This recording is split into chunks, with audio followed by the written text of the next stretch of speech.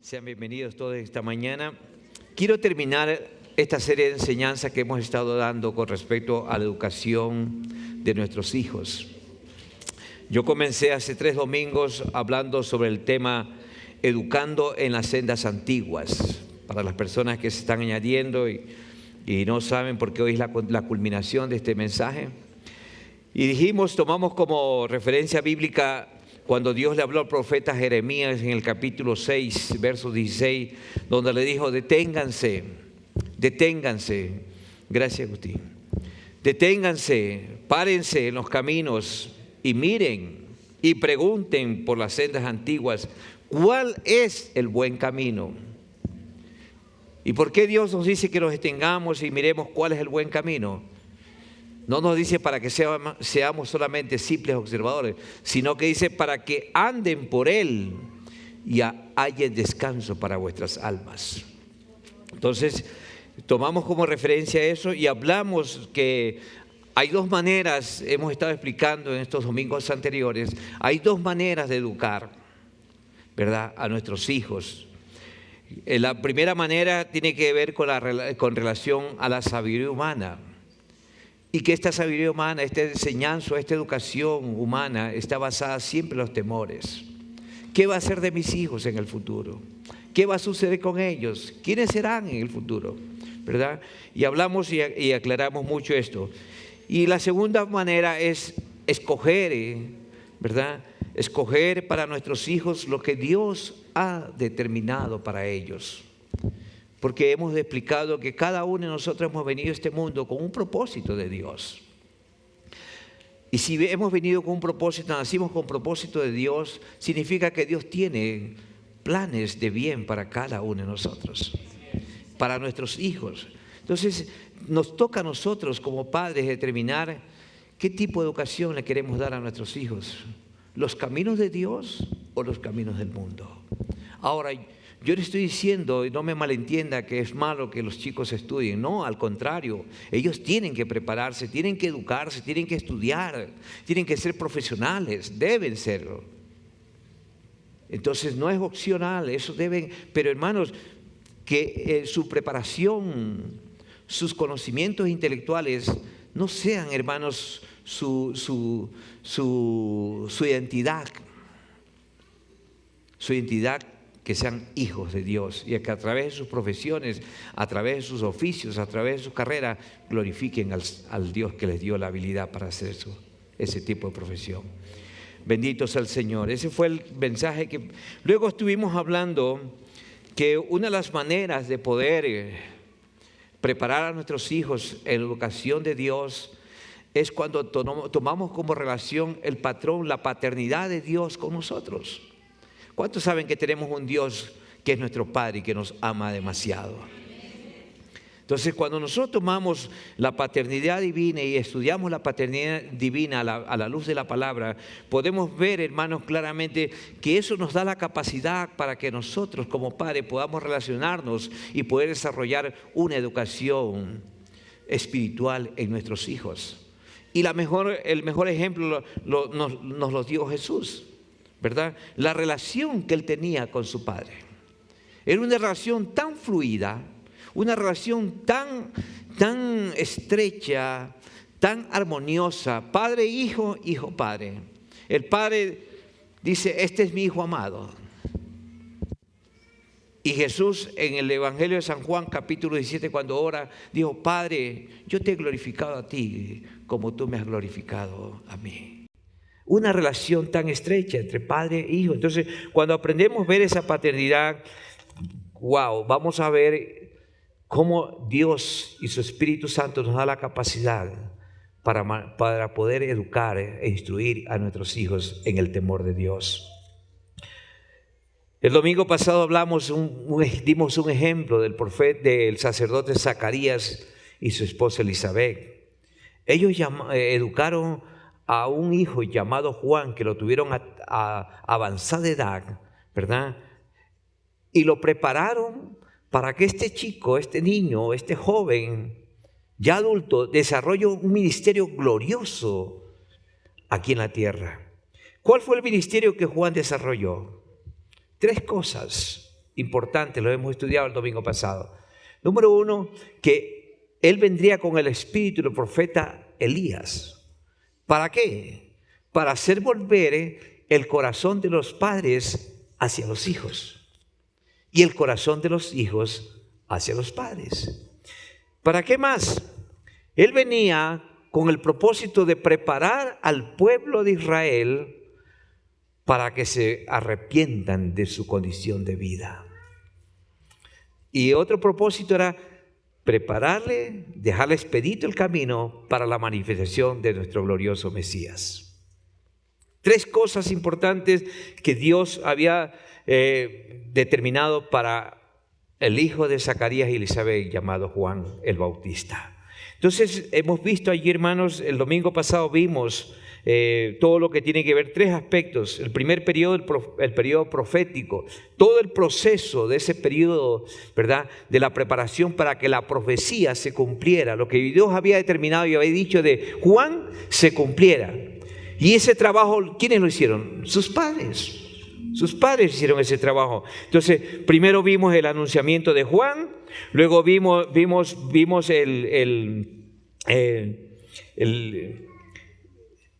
la incredulidad de Zacarías, que se quedó mudo, ¿verdad? Pero corroborando y confirmando hasta aún el nombre del niño, porque los familiares querían que se llame Zacarías como su padre, ¿verdad? Dejándose llevar por la tradición y las costumbres culturales, pero los padres dijeron no se va a llamar Zacarías, se llamará Juan. Vimos también el segundo periodo de Juan, el proceso de la preparación para cuando él haga su manifestación al mundo. Eso lo puede ver en la página nuestra, está el mensaje. Y luego vemos un hecho muy importante, un tiempo, un periodo de Juan donde salió de lo común. Sus padres lo sacaron, fueron hábiles, muy sabios para sacarlo de la escuela humana para ponerlo en la escuela de Dios. Y vemos allí, hermanos, la escuela del desierto, lo que llamamos, ¿verdad? Donde Dios lo preparó a este niño en el desierto. No lo preparó en las escuelas rabínicas para que siga siendo la tradición de sus padres, ser sacerdote, no. Dios lo preparó, lo llamó y lo preparó para que sea un profeta a Juan el Bautista, diferente de la escuela rabínica.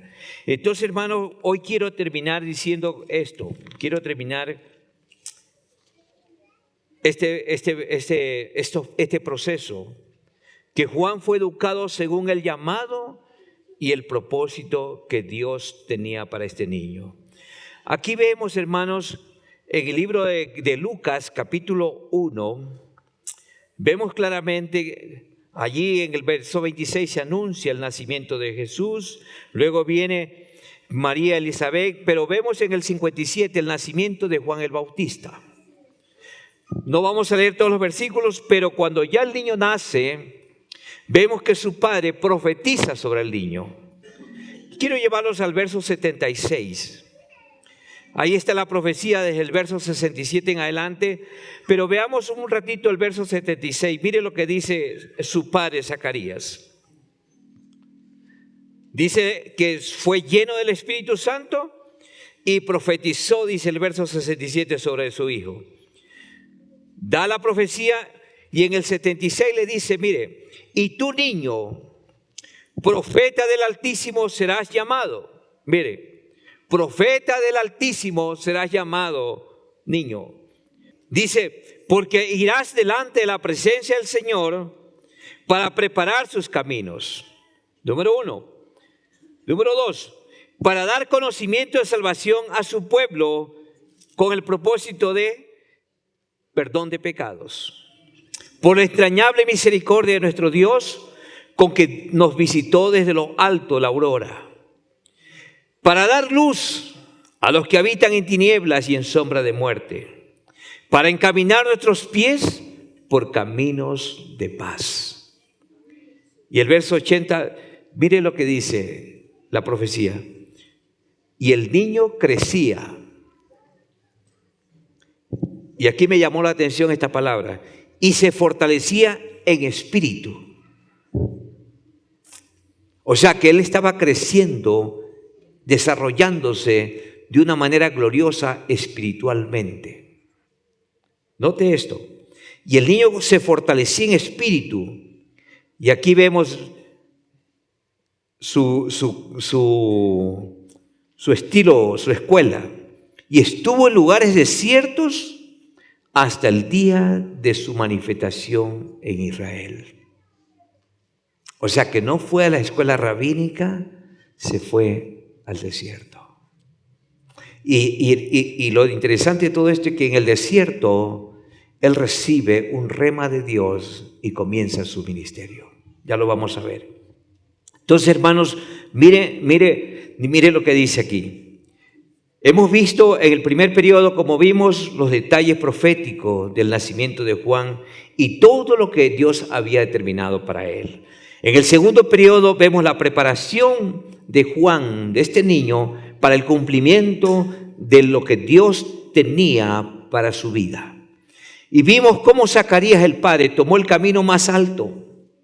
Zacarías, sus padres y Elizabeth tomaron el camino estrecho para el niño. Ellos escogieron la puerta estrecha, la puerta angosta.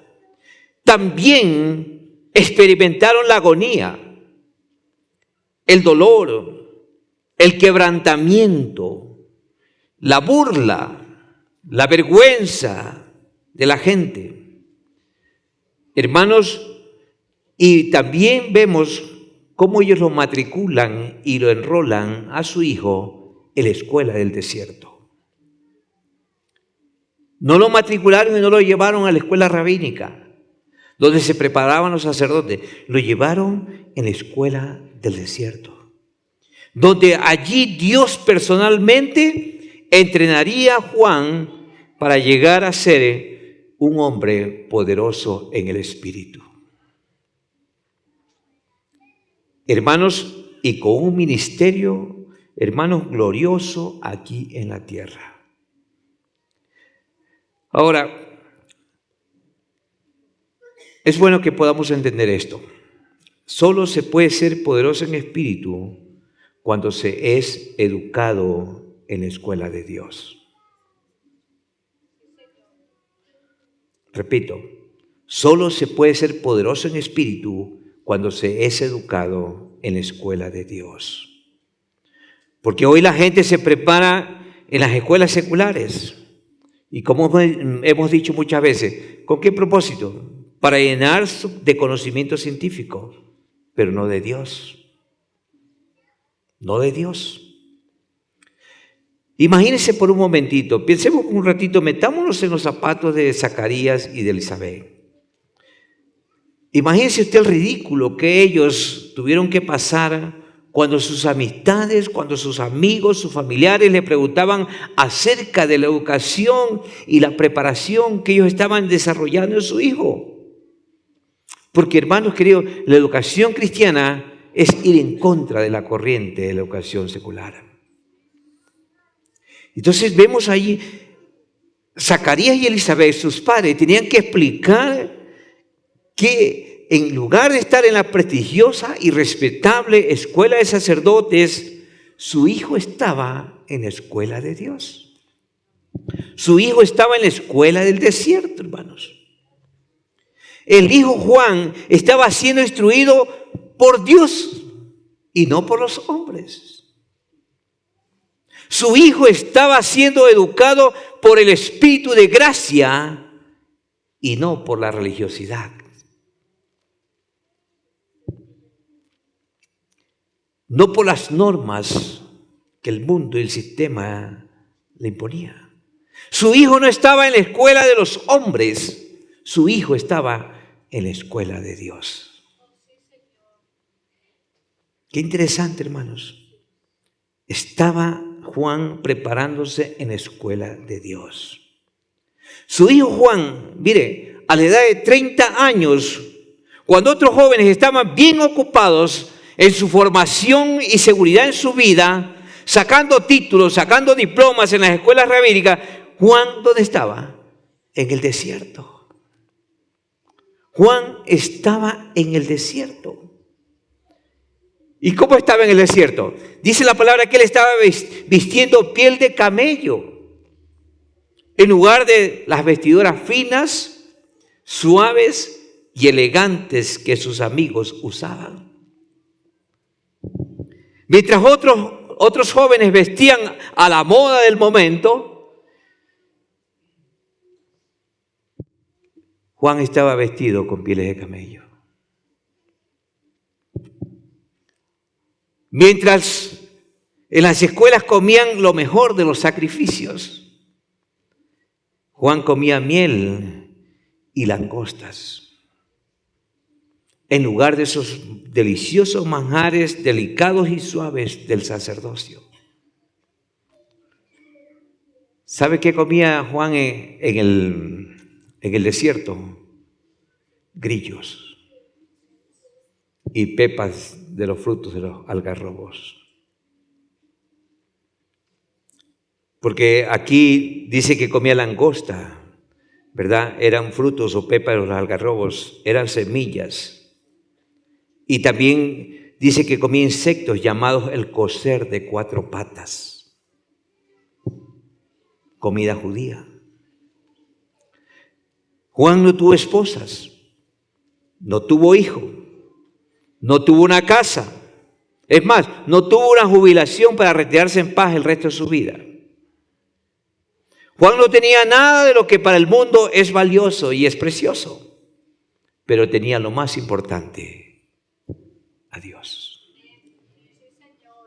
Tenía lo más precioso y lo más valioso: a Dios. Juan tenía el favor y la gracia divina. De tal forma que vemos que Dios honra a sus padres, a Zacarías y Elizabeth, por su firmeza y por su determinación. Pregunto, ¿se habrá cuestionado Zacarías alguna vez si había hecho o estaba haciendo lo correcto o había tomado la mejor decisión con respecto a su hijo? ¿Qué piensan ustedes? Yo creo que sí. Pero la palabra no nos dice nada de esto. Porque, hermanos, educar e instruir en los modelos y patrones bíblicos es educar, como dije antes, es educar en contra de los sistemas y en contra de la corriente. Porque los sistemas del mundo quieren que nosotros corramos en el mismo desenfreno. Pero los cristianos estamos llamados a correr diferente. Hermanos, es importante que veamos, ahora, veamos el tercer periodo de la vida y el desarrollo de Juan en su ministerio. Vemos aquí el tiempo de persecución. En el tiempo de la persecución.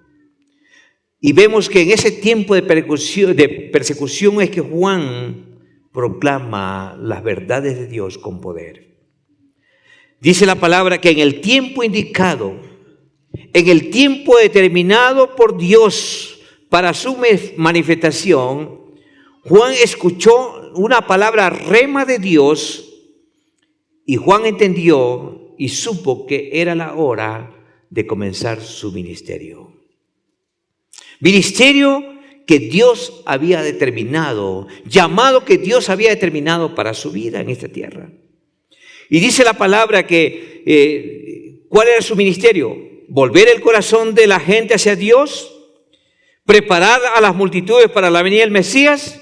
En otras palabras, Juan era el precursor del Mesías. Juan era el instrumento de Dios para preparar el tiempo de la manifestación del Mesías al mundo. Juan estaba preparó, y lo que hizo primero fue traer al pueblo al arrepentimiento.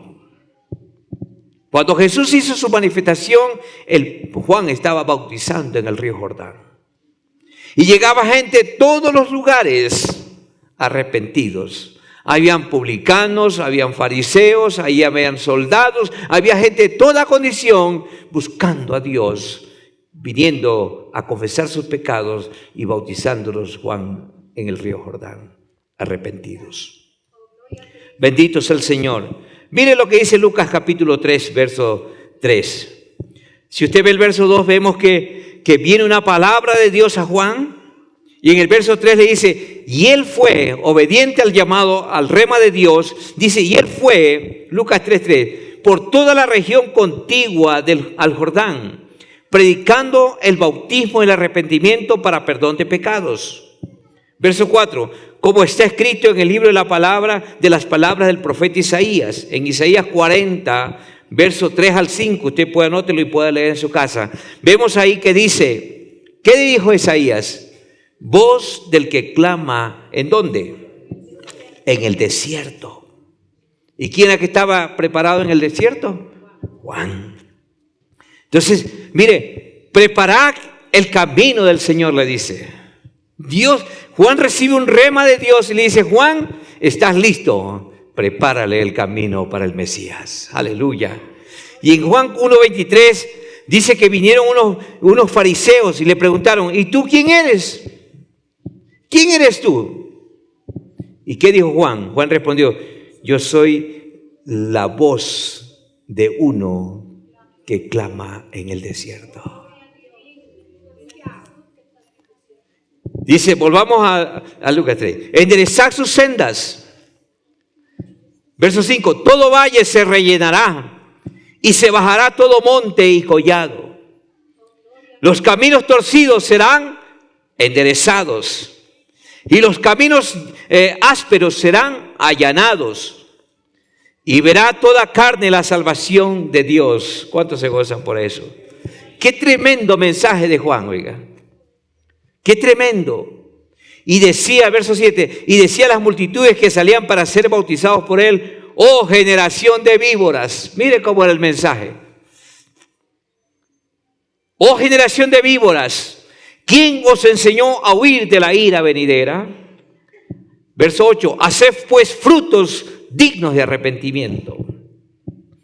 Y no comencéis a decir entre vosotros mismos, tenemos a Abraham por padre, porque os digo que Dios puede levantar hijos a Abraham aún de estas piedras.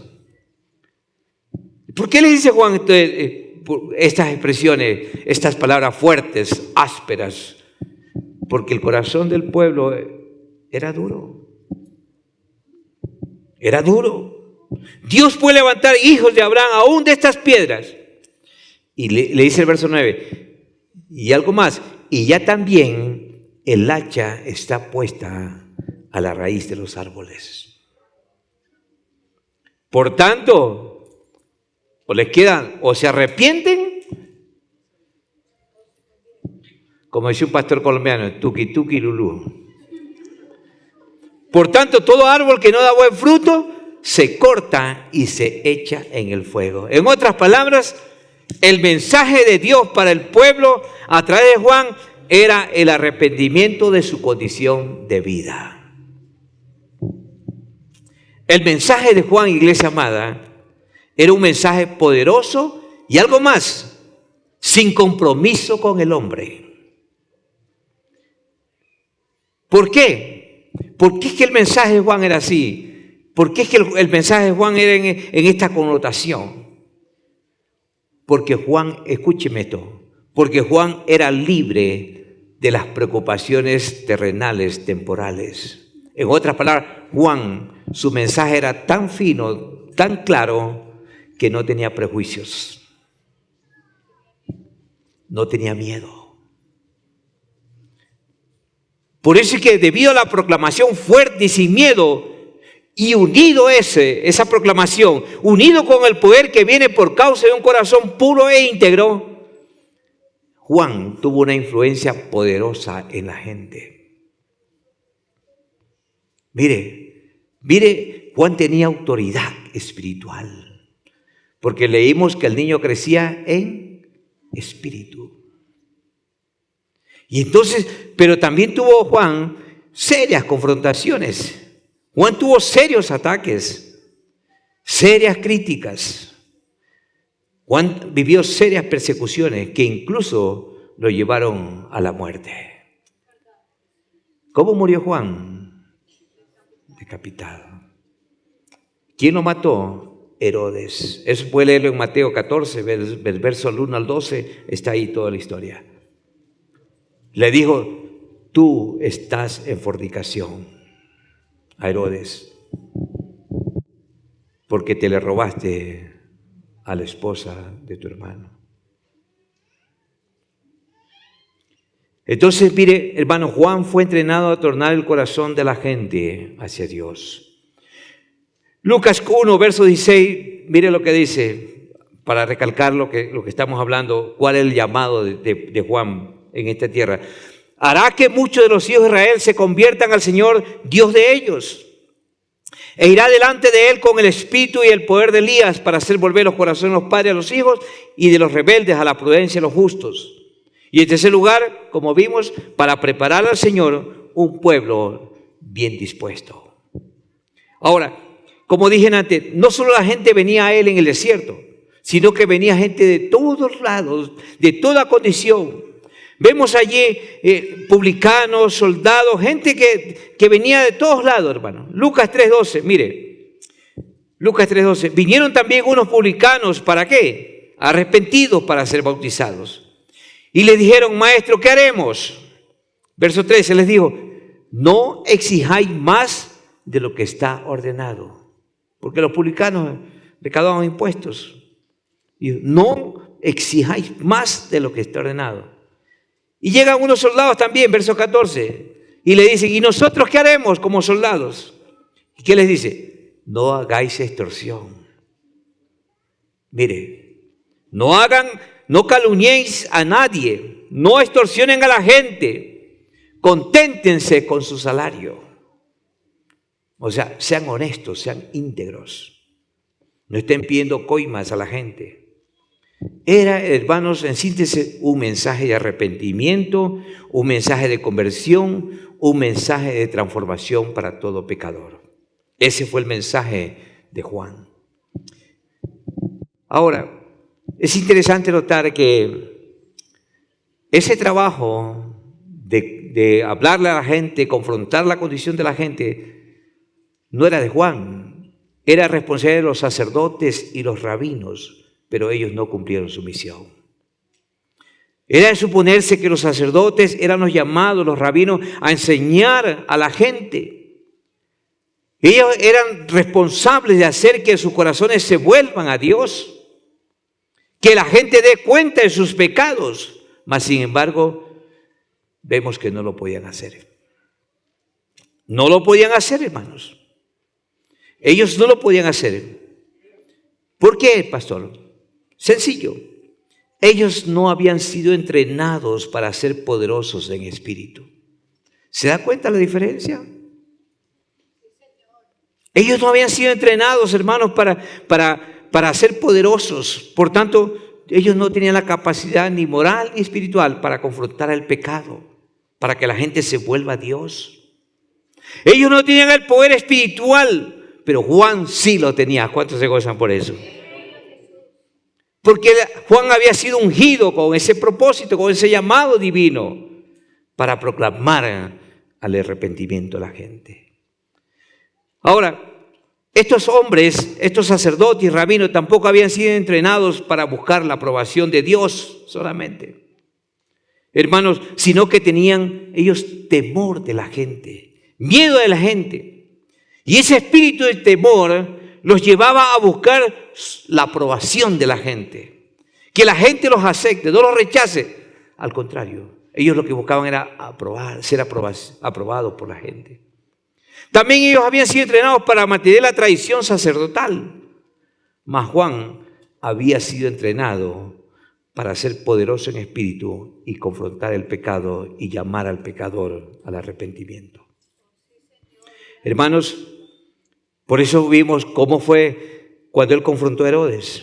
¿Cómo le dijo? Tú eres un adúltero. Sin tapujos, sin pelos en la lengua, le dice, tú eres una autoridad.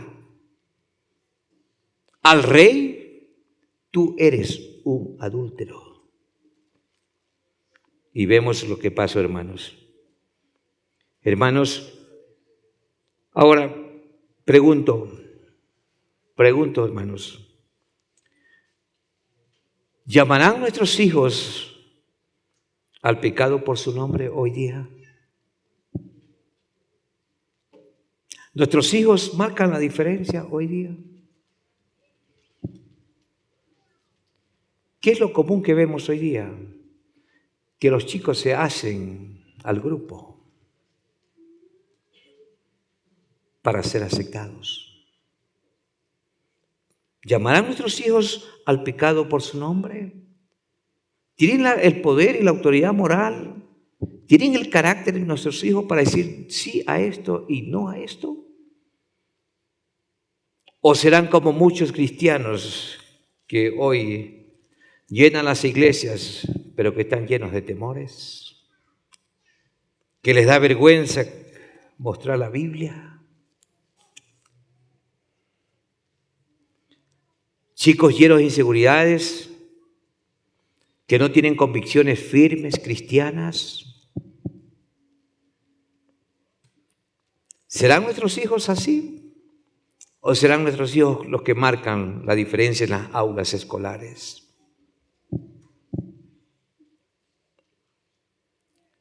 ¿Estaremos impulsando e influenciando en nuestros hijos para que sean poderosos en espíritu como lo era Juan?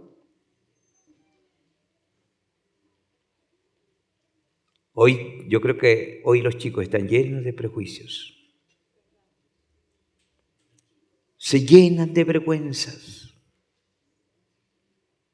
Les tienen miedo, pavor, que los amigos le dicen, tú eres un fanático. ¿Te hiciste cristiano? Y lo que hacen es agachar la cabeza porque les da vergüenza decir, sí, soy cristiano. Amo a Dios, amo a Cristo. Hermanos, pregunto, ¿será el entrenamiento tradicional el apropiado? ¿Será suficiente en nuestros hijos el entrenamiento profesional o tradicional que estamos haciendo? ¿O tendremos el valor de enrolarlos a nuestros hijos en la escuela de Dios?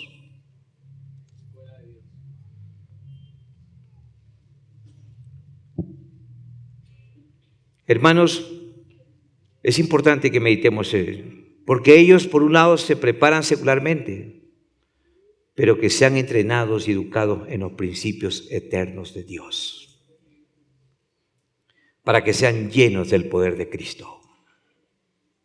Porque ¿de qué les sirve tanto intelecto si llegan a la universidad y reniegan y terminan negando a Dios, la existencia de Dios? Dios nos ha llamado, iglesia amada, papitos, a cultivar la presencia de Dios en nuestras vidas y a permanecer en su palabra. Escúcheme, note esto, iglesia amada. En los lugares de desierto hay que saber cultivar dos cosas. Cosas que son sumamente importantes. Dos cosas. Número uno, la presencia de Dios. Y número dos, permanecer en su palabra. En los lugares de desiertos se cultivan estas dos cosas, la presencia de Dios y permanecer en su palabra. En el desierto, iglesia amada, cultivamos su presencia. En el desierto cultivamos su gloria. En el desierto aprendemos a caminar en su voluntad, en su visión y en sus propósitos. Pregúntese por qué Dios lo llevó al pueblo de Israel al desierto. Y dice, para probar lo que había en sus corazones. Para probarlos, qué era lo que tenían en sus corazones. San Juan 15:5, mire lo que Jesús dijo. Yo soy la vid, vosotros los pámpanos. El que permanece en mí y yo en él, éste lleva mucho fruto. Porque separados de mí, dijo Jesús, nada podéis hacer. Si permanecéis en mí y mis palabras permanecen en vosotros, pedid todo lo que queréis y os será hecho. Iglesia más, entienda eso. Es decir, que en los lugares desiertos debemos confiar y descansar en que le conocemos a Él y que su palabra permanece en nosotros. Su verdad permanece en nosotros. Su unción permanece en nosotros. Bendito sea el nombre de Jesús. En otras palabras, no debemos, lo que el Señor nos está diciendo es que no debemos apoyarnos en nosotros. No debemos apoyarnos ni en las cosas que por su gracia hemos alcanzado. Porque esas cosas son efímeras, son pasajeras. No se apoye, jóvenes que están aquí, no se apoyen solamente en los méritos o los títulos humanos. Toda la preparación secular es importante, es necesaria para la vida, pero es una herramienta de Dios para glorificar su nombre. Bendito sea el Señor. Gloria a Dios por los estudios, gloria a Dios por los títulos, pero ellos no determinan nuestra identidad. Nuestra identidad debe ser hijos de Dios. Mire, pregúntese usted cuando lee los evangelios, ¿por qué era que Jesús buscaba momentos apropiados para apartarse a lugares desiertos? La Biblia me enseña muchos pasajes donde Jesús, miren Mateo 14, 23. Veamos algunos de esos rapidito. Mateo 14, 23. Dice la palabra, una vez despedidas las multitudes, ¿qué hizo Jesús? Subió al monte a solas, a orar. Y cuando llegó la noche, ¿estaba acompañado? Estaba solo. Su vida personal era sólida, firme, por la intimidad y comunión con Dios su Padre en esos momentos a solas. Marcos 1:35. Levantándose muy de mañana, siendo aún muy oscuro, salió y se fue a un lugar, ¿está leyendo conmigo? A un lugar desierto. ¿Y qué hacía ahí? Y allí oraba. Mateo 14:13. Oyéndolo Jesús se apartó de allí en una barca. ¿A dónde? A un lugar desierto y apartado. Y cuando la gente lo oyó, le siguió a pie desde las ciudades. Lucas 5:15. Mire lo que dice. Pero su fama se extendía más y más. Y se reunía mucha gente para oírle y para que los sanase de sus enfermedades. Mas él, verso 16, mas él se apartaba a lugares desiertos. ¿Y qué hacía? Y ahí oraba. En otras palabras, a Jesús le encantaba tiempos a solas. Jesús buscaba la mejor oportunidad, ¿verdad? Para estar a solas en un lugar desierto, para estar conversando con su Padre. En otras palabras, los lugares desiertos le llamaban mucho la atención. ¿Será que hoy en estos tiempos también habrán cristianos que les gusten los lugares desiertos? Porque hoy la gente quiere estar en donde está la bulla, el brinco, el salto, el movimiento, la adrenalina arriba nada más, pero no les gustan los lugares desiertos. No les gusta la soledad con Dios. Hermanos, en estas ocasiones, como en muchas otras, Él no estaba con sus discípulos. Él estaba en una relación secreta. ¿Con quién? Con su Padre. Él estaba en una cita privada, íntima con su Padre. Jesús se apartaba del bullicio de las multitudes. Se apartó de los asuntos de la vida diaria que le rodeaban en muchas ocasiones. Hasta de sus discípulos, Él se apartaba. Él buscaba esos lugares para estar en un lugar sin distracción, donde Él pudiera oír la voz del Padre. Es en esos lugares, iglesia amada, en esos tiempos preciosos, es que en esos lugares sin distracciones, allí es donde Él recibía todas las sabias directrices para el cumplimiento de su ministerio aquí en la tierra. ¿A cuántos les gusta este modelo? Qué lindo modelo, ¿verdad? Es interesante ver que en esta escuela estuvieron también muchos alumnos, no solamente Jesús. En esta escuela estuvo Abraham, estuvo Moisés, estuvo José, estuvo Elías, estuvo David y muchos otros. Y yo le tengo una buena noticia, usted también puede matricularse en esa escuela. Todos los cristianos tienen el privilegio y la oportunidad de inscribirse en esa escuela. Tienen la oportunidad de matricularse en esa escuela, la escuela del desierto de Dios. Mire por ejemplo la escuela de José en la cárcel. En la cárcel José cultivó la presencia y el temor de Dios. Todos conocemos la historia, ¿verdad? Donde José fue llevado a la cárcel. Allí Dios desarrolló su escuela para José. Y cuando estaba en la cárcel, se escucha que el joven José interpretaba sueños. Y sucede que el faraón de Egipto había tenido un sueño y nadie se lo podía descifrar. Y vemos en Génesis 41:16 que lo mandan a ver a José. Génesis 41:16. José está frente al faraón.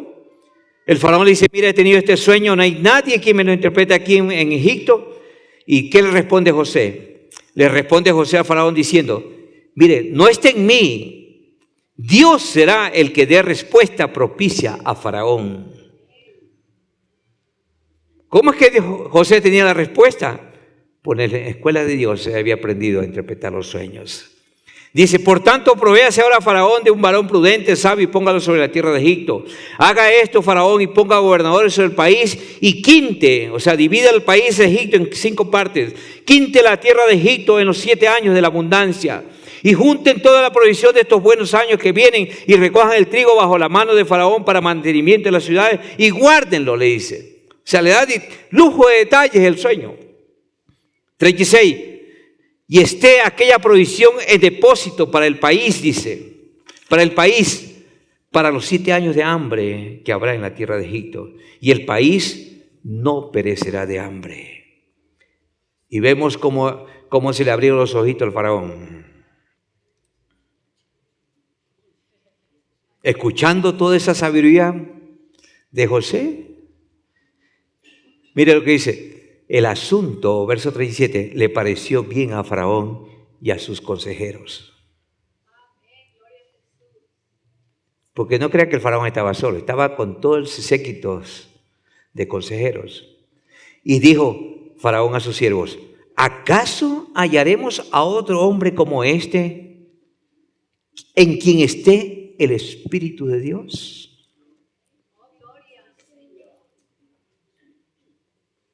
En quien esté el Espíritu de Dios. 39. Y dijo Faraón a José, pues que Dios te ha hecho saber todo esto, no hay entendido ni sabio como tú. ¿Qué diferencia, hermanos? Usted puede ser muy estudiado, muy preparado, tener muchos títulos, pero si no tiene a Cristo, ¿de qué le sirve todo eso? Si no tiene a Dios en su vida, si no tiene la autoridad y la unción de Dios en su vida, ¿de qué le sirve todo eso? ¿De qué le sirve? Tú estarás, verso 40, le dice el faraón a José, tú estarás sobre mi casa y por tu palabra se gobernará todo mi pueblo. ¿Cuántos se gozan por eso? Solamente en el trono seré yo mayor que tú. ¡Qué honra, hermanos! Mire la diferencia por tener a Cristo como el centro de nuestras vidas. Mire a los creyentes o a uno de estos creyentes graduados en escuela de Dios. ¿Está notando la diferencia? Un hombre estudiado, un joven estudiado secularmente y un hombre estudiado en el desierto. Bendito sea el Señor. José fue poderoso en el Espíritu. ¿Por qué? Porque se enfocó en cultivar la presencia de Dios. Aún en la cárcel. Fue en la cárcel, la escuela del desierto, donde fue entrenado para cultivar la presencia de Dios. En otras palabras, para José, Dios era su única riqueza. Y fue en esa escuela donde fue él entrenado y aprobado para escoger lo mejor y para ser libre de las ataduras de la vida. Porque hoy vivimos atados a los prejuicios, al que dirán, al ser mejor que los demás, a ser diferente, a ser más alto que los otros. No, hermanos. Ahora, no quiero irme aquí sin explicar 4 analogías de lo que representa el desierto. 4 analogías que nos hacen ver claramente, ¿verdad?, qué aprendemos y qué desarrollamos en el desierto. Número 1, anótelas. Estas 4 analogías les ayudarán grandemente en la vida y le ayudarán a determinar y a desarrollar el destino y el propósito que Dios tiene para cada uno de nosotros. Número 1, los lugares o los desiertos son lugares solos. Son lugares solos. Así como no hay mucha gente en el desierto, no nos debe sorprender el hecho de que nuestros hijos no tengan muchos amigos. No tengan muchas amistades cuando son educados según el modelo de Dios. Esto es interesante. En el desierto usted encuentra gente. ¿Qué es lo que encontramos en el desierto? Vientos, arenas, pero no hay gente. No hay gente. Hermanos, en el desierto se le da la espalda al mundo, pero se le da la frente a Dios. Hermanos, cuando se vive en el desierto, cuando se educa en el desierto, se estudia en el desierto, se le da la espalda a la educación tradicional. Hermanos, nuestros hijos deben aprender a relacionarse saludable y amorosamente, escúcheme esto, entre ellos mismos. Deben aprender nuestros hijos a amarse, a preferirse unos a otros. Antes que tener relaciones externas, deben ellos aprender a relacionarse dentro de su círculo familiar. Por eso es que hoy nuestros hijos, sus corazones están tan distantes de sus padres. Porque las amistades de ellos son los amigos, menos el papá y la mamá. Peor sus hermanos.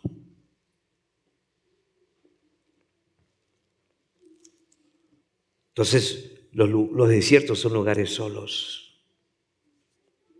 ¿Con qué propósito? Para aprender a amarse y preferirse unos a otros. Hermanos, por eso, hermanos, que vemos hoy día que la gente más cercana a nuestros hijos son sus amistades. Escúcheme esto, iglesia amada. Satanás es muy astuto. Satanás es muy hábil para robar el corazón de sus hijos. Satanás es muy hábil para hacer que estos no vayan hacia los padres, sino que vayan hacia sus amigos. Pregúntese por qué razón nacieron las famosas pandillas. Pregúntese. Satanás busca distanciar y separar a los hijos de los padres y de la familia. Hermanos, hace Satanás que ellos vayan hacia sus amigos y no vayan a sus padres y a personas cercanas, familiares, porque crean la esclavitud de la presión del grupo. Hermanos, escúcheme esto. La meta no es que nuestros hijos tengan más amigos.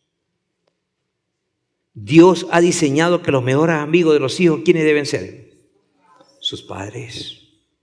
Los mejores confidentes de los chicos, de nuestros hijos, deben ser sus padres. Su mamá, sus hermanos, pero hoy sus amigos son las personas de confianza. Por eso es que los chicos guardan, esconden todo, evaden todo. Zacarías debió repetir continuamente el llamado de Dios para Juan. Y en ese llamado y esa recalcación incluía volver el corazón de su hijo hacia los padres. Pero la realidad que encontramos hoy día es que el corazón de los hijos los tienen sus amigos, no los padres. Entonces, mire la importancia de entender que esos lugares llamados desiertos es para estar a solas y cultivar una relación. Segunda analogía, los desiertos son lugares de incomodidad. ¿Por qué es incómodo los desiertos? Porque son lugares calientes, son lugares que no hay comodidades, estamos a la intemperie. Entonces, desarrollar carácter santo, iglesia amada, instruir a un niño en el camino de Dios es muchas veces frustrante, es incómodo, tanto para los padres como para ellos, para los hijos, porque requiere pasar por el fuego ¿de qué? De morir al yo. De morir al yo, morir a los placeres del mundo, morir, hermanos, de ver las frustraciones de nuestros hijos y decirles no al pecado, no a los placeres del mundo. Hermano, escúcheme esto. Todo padre debe conocer y saber esto. La meta no es buscar más comodidad ni vanidades para ellos. La meta de todo padre es desarrollar en ellos carácter. Desarrollar carácter. Que los padres busquen la manera, la forma, las oportunidades para que ellos desarrollen carácter moral, carácter espiritual. Y no solamente ellos, nosotros como padres también estamos llamados a desarrollarlo. Hermanos, yo me pongo a pensar, estaba meditando, porque cuando estábamos allá armándole las carpas el día viernes a las hermanas en el campamento, en el retiro, comenzaron a quitarle los celulares a las hermanas. Y nadie se quedó con celulares.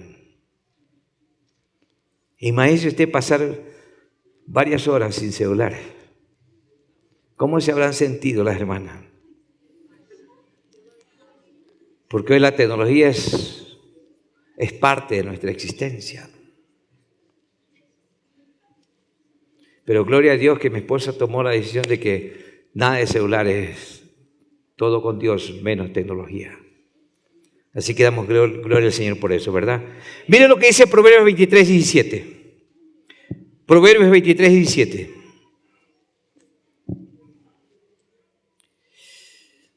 Dice, no tenga tu corazón envidia de los pecadores, antes persevera en el temor de Jehová todo el tiempo, porque ciertamente hay fin. Dice, y tu esperanza no será cortada, tu propósito no será cortado. 19, oye, hijo mío, y sé sabio, y endereza tu corazón al camino. Y dice, verso 20, no estés con los bebedores de vino, ni con los comedores de carne. Hermanos, ¿qué está diciendo este proverbio?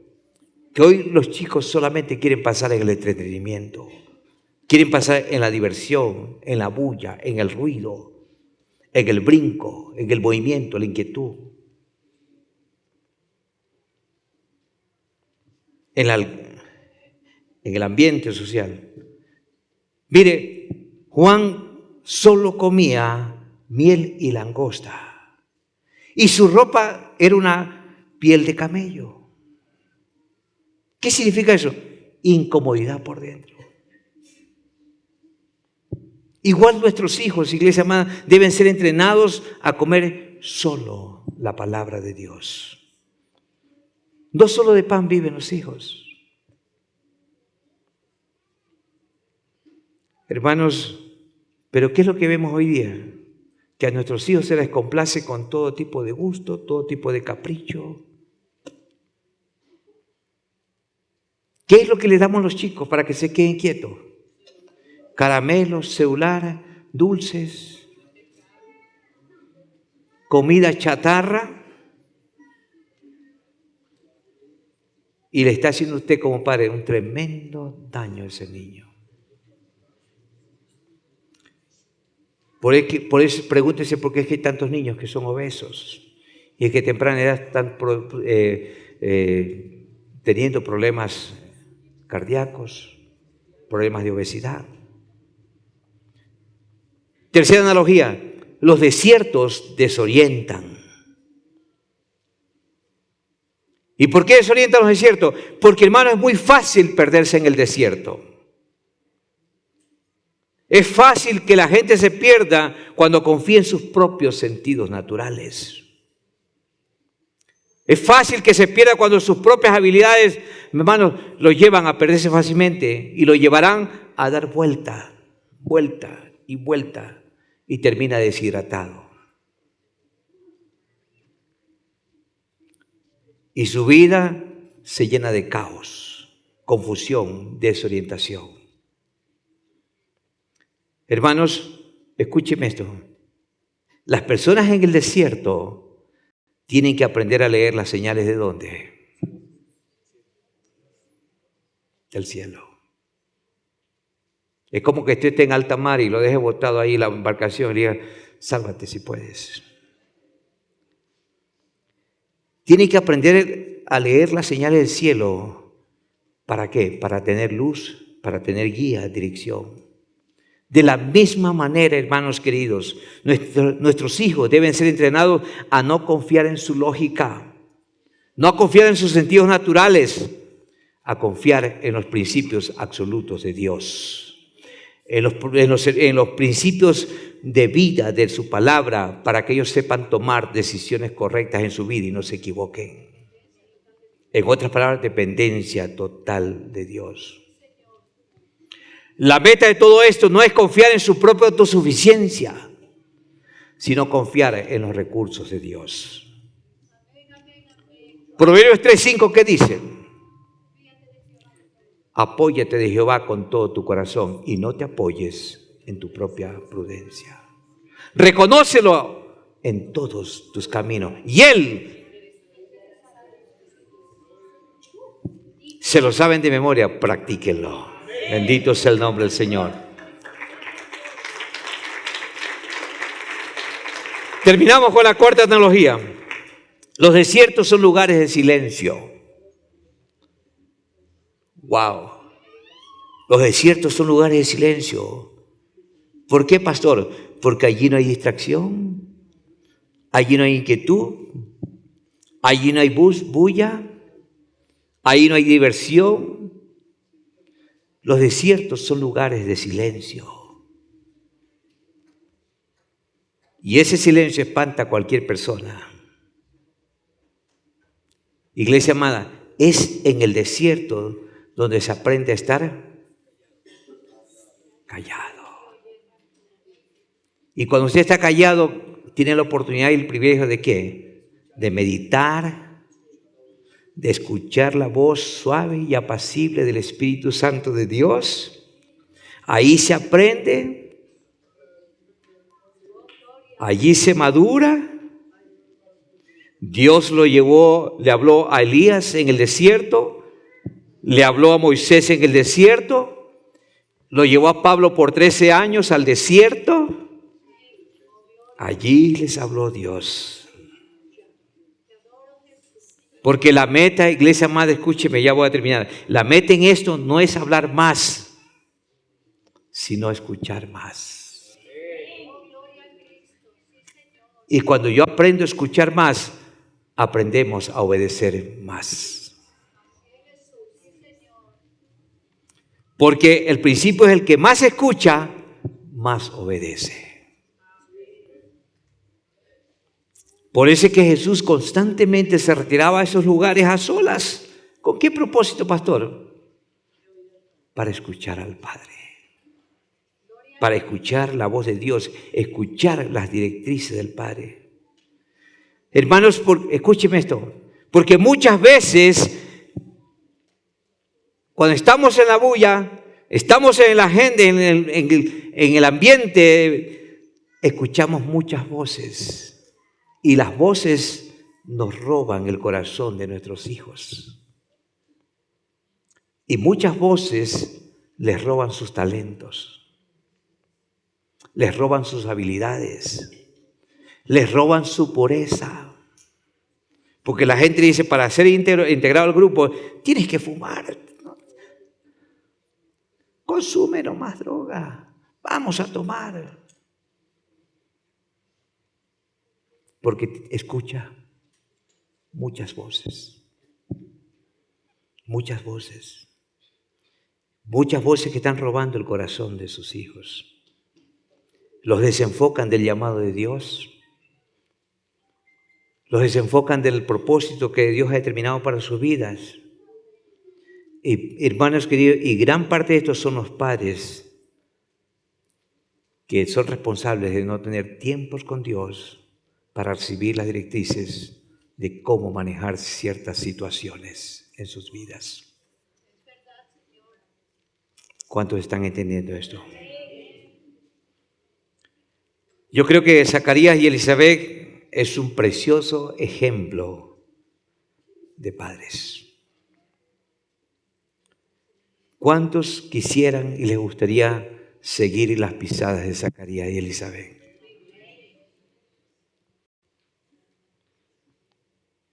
¿Seguiremos las pisadas de estos padres? ¿Permitiremos que Dios entrene e instruya a nuestros hijos?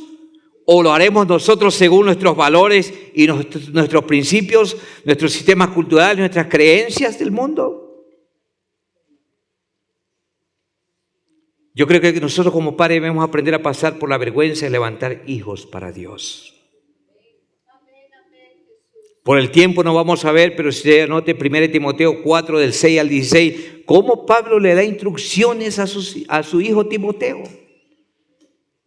Le da serie de instrucciones, le dice, nútrete de la fe, nútrete de la doctrina, Timoteo. Dice, deja las fábulas, ejercítate para la piedad. Dice, no importa que eres joven, pero que nadie te desprecie por ser joven. Y le dice otro ejemplo, sé ejemplo de conducta, de pureza. Le dice, mire lo que le dice, instrúyete, lee. Pregunto, ¿hoy los chicos leen?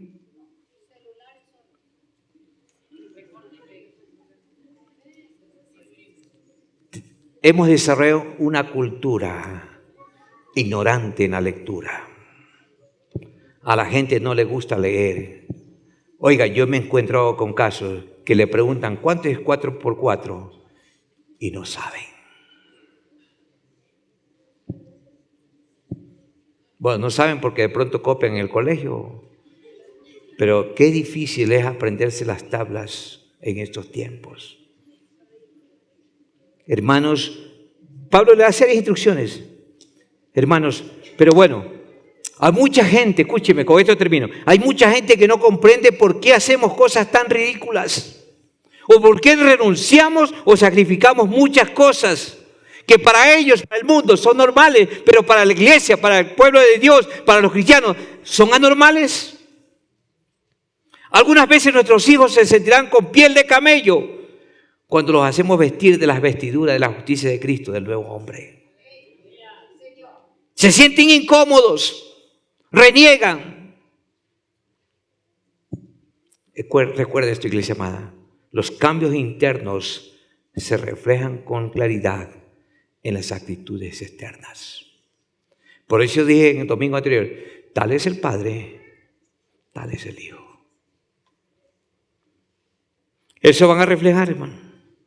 Lo que ellos tienen en su corazón, eso aflora en la vida diaria. Último pasaje, Filipenses 1:9.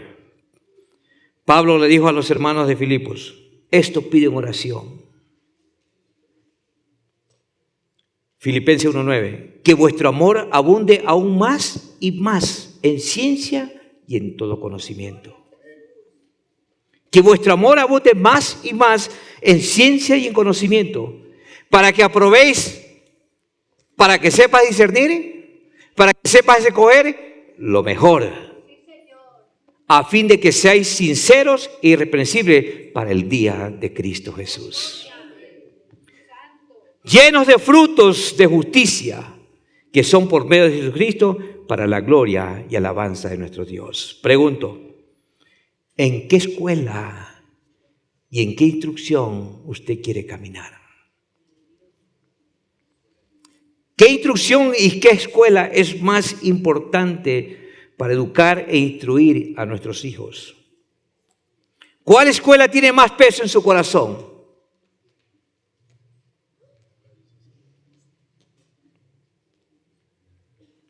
¿Cuál pesa más? ¿En qué instrucción usted quiere direccionar a sus hijos? ¿En la instrucción del mundo o en la instrucción del desierto? ¿Está dispuesto usted a renunciar al oprobio, al rechazo, a la vergüenza, como lo sucedió con Zacarías y Elizabeth, para que tus hijos sean educados de una manera diferente en estos tiempos? Son preguntas, hermanos. Yo quiero dejarles para animarlos, hermanos, a que ustedes tomen las mejores decisiones en sus vidas, para que sus hijos tengan como centro a Cristo en sus corazones. Insisto, es muy importante que nuestros hijos estudien, se preparen. Yo dije un domingo anterior, Dios me dio el privilegio de criar a 2 hijos y nuestros 2 hijos son bien preparados. Tienen títulos, tienen diplomas, tienen estudio, tienen profesiones, pero su identidad no son esas cosas. Su identidad es ser hijos de Dios. Póngase y pedimos gracias al Señor.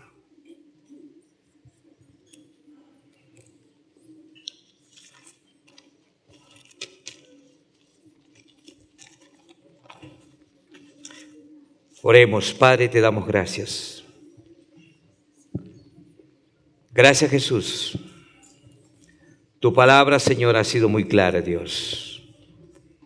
Tu palabra nos enseña, Señor, a tomar decisiones sabias. Tu palabra nos enseña, Señor, a ser diligentes. Dios, gracias porque los desiertos nos enseñan a relacionarnos, a tomar directrices y decisiones correctas. Los desiertos nos enseñan a escuchar tu voz. Los desiertos nos enseñan, Señor, muchas veces, aunque con incomodidades, pero nos enseñan a aprender y a desarrollar carácter. Los desiertos, Señor, nos enseñan a ser íntegros en nuestro corazón. Los desiertos nos enseñan a madurar. Los desiertos nos enseñan a tener claridad de tus propósitos en esta vida.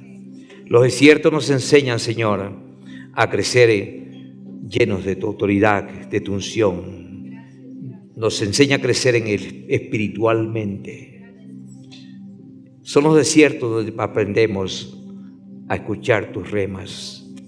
Es en los desiertos, Señor, en esos momentos de quietud, donde aprendemos, Señor, a desarrollar los propósitos que tú tienes para nuestras vidas, para nuestros hijos. Ayúdanos, Señor, a tener entendimiento y sabiduría de todo esto, Padre. Te doy gracias por tu iglesia que está aprendiendo estos principios. Te doy gracias porque nos das la oportunidad de compartirlos, Señor, porque queremos familias saludables para la gloria y honra de tu nombre. En Cristo Jesús, Señor, empodera a cada uno de mis hermanos para que sepan y entiendan que sí es posible educar a nuestros hijos e instruirlos en los caminos tuyos en estos tiempos. En Cristo Jesús, amén y amén.